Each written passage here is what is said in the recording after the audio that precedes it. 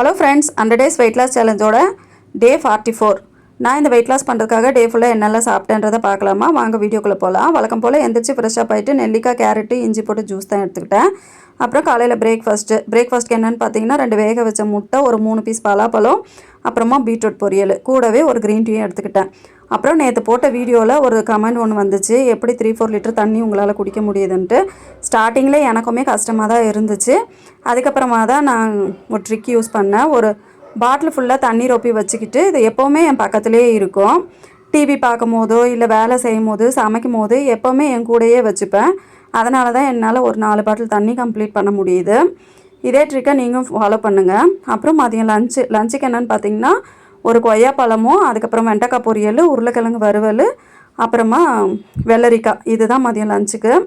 ஈவினிங்காக tea குடிக்கணும் போல் இருந்துச்சு. மழை வேறு பேஞ்சிட்டு இருந்ததுனால வெளியே டீ குடித்து கொஞ்சம் என்ஜாய் பண்ணோம். அதுக்கப்புறமா நைட் டின்னருக்கு என்னென்னு பார்த்தீங்கன்னா கிரில்லு சிக்கனும் அப்புறமா வெள்ளரிக்காவும். இதுதான் நைட் டின்னரு.